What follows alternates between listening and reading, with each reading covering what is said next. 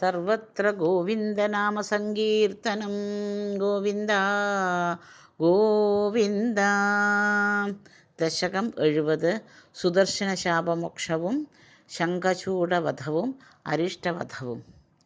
ഇതി ത്വയി രസാകുലം രമിതവല്ലഭേ വല്ലവാഃ കഥാപി പുരമംബികാകമിതുർ അംബികാകാനനേ സമേത്യ ഭവതാ സമം നിശിനിഷേവ്യ ദിവ്യോത്സവം സുഖം സുഷുഭുരഗ്രസേത് വ്രജപം ഉഗ്രനാഗസ്തദാ സമുന്മുഖം അധോന്മുഖൈഃ അഭിഹതേഭി തസ്മിൻ ബലാത് അമുഞ്ചതി ഭവത്പദേ ന്യവതി പാഹി പാഹീതി തൈഃ തഥാ ഖലു പദാ ഭവാൻ സമുപഗമ്യ പസ്പർശതം ബഭൗ സ ച നിജാം തനും സമുപസാദ്യ വൈദ്യാധരീം.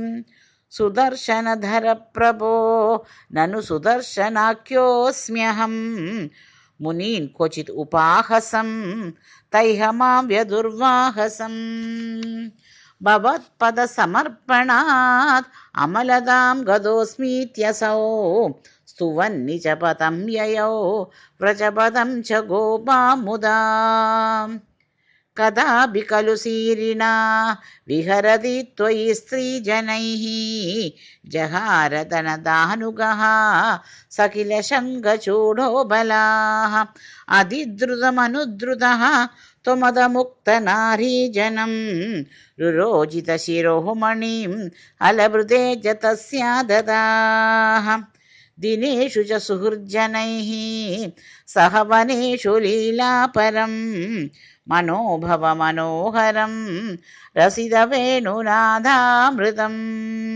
ഭവന്തമരീദൃശാം അമൃതപാരണാദായിനം വിചിന്യ കിമുനാലപൻ വിരഹതാപിതാ ഗോപികാഃ ഭോജരാജഭൃത സ്തുത കശ്ചിത് കഷ്ടദുഷ്ടപദദൃഷ്ടിരരിഷ്ടഃ നിഷ്ഠുരാകൃതി അഭിഷ്ടുനിനാദഃ തിഷ്ഠതേ സ്മ ഭവതേ വൃഷരൂപീ ശാക്യരോധ ജഗദീധൃതിഹാരീ മൂർത്തിം ഏഷ ബൃഹദീം പ്രദധാനഃ പങ്ക്തിമാശു പരിഗൂർണ്യ പശൂനാം ഛന്ദസാം നിധിം അവാപ ഭവന്തം തുംഗശൃംഗമുഖം ആശു അഭിയന്തം സംഗൃഹയ്യ രഭസാത് അഭിയന്തം ഭദ്രരൂപമഭിദൈത്യം അഭദ്രം മർദയൻ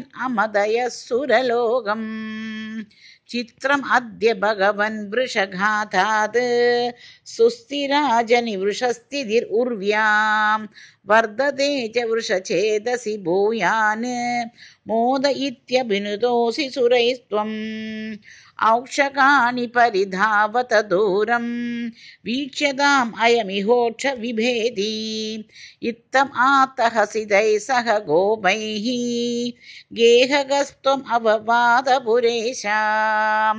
സർവത്ര ഗോവിന്ദനാമ സങ്കീർത്തനം.